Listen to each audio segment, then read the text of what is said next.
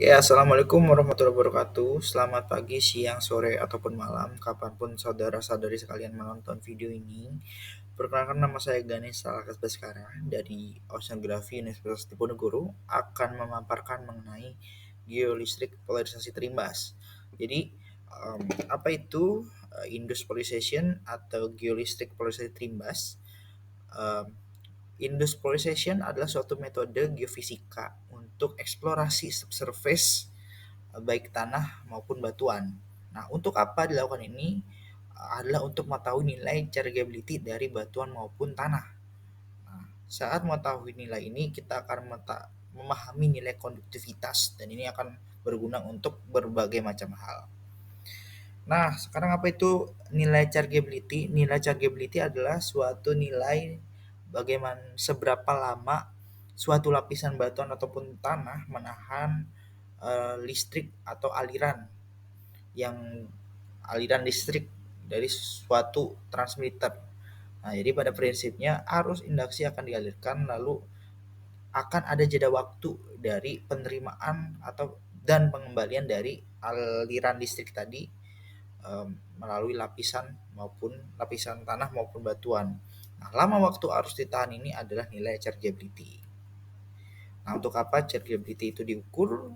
Karena sejatinya setiap batuan itu memiliki nilai chargeability yang berbeda-beda.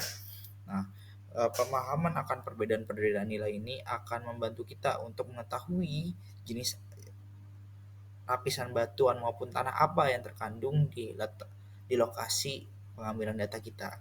Nah, pengetahuan ini akan membantu untuk eksplorasi batuan dengan nilai chargeabilitas tinggi yang biasa berkaitan dengan sulfida.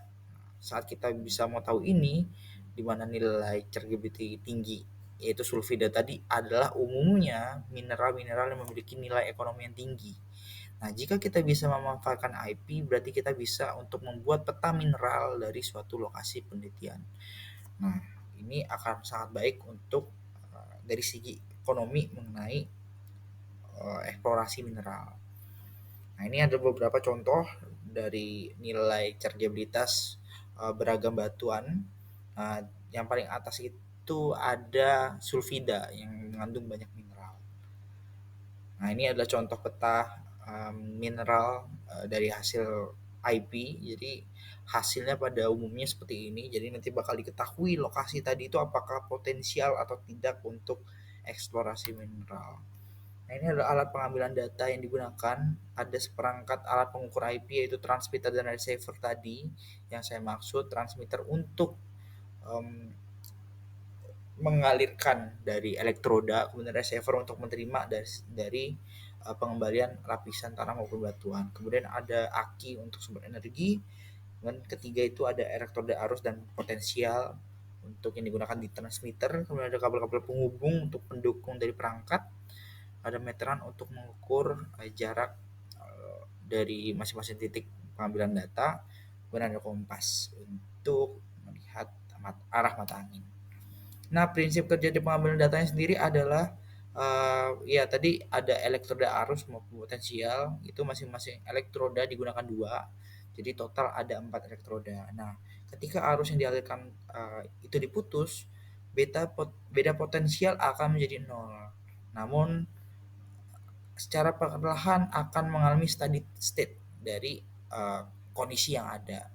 Nah, waktu penurunan voltase terjadi dalam hitungan menit atau detik. Jadi, yang prinsipnya tadi bahwa saat dialirkan suatu aliran, dia tidak selalu langsung menjadi nol karena tidak semua batuan langsung mengembalikan semua alirannya. Nah, waktu penurunan voltase hingga menjadi nol ini yang kita sebut sebagai waktu dari dia mencapai steady state condition. Nah, saat dialirkan kembali, ini akan meningkatkan kondisi dan dia akan mencapai kondisi steady state. Nah, penurunan kenaikan sinyal elektron ini disebut sebagai IP effect dan ini bisa digunakan untuk pengetahuan akan nilai chargeabilitas yang akan menuntun kepada pengetahuan mengenai jenis batuan dan akan didapatkan banyak keuntungan dari pemahaman akan data tadi.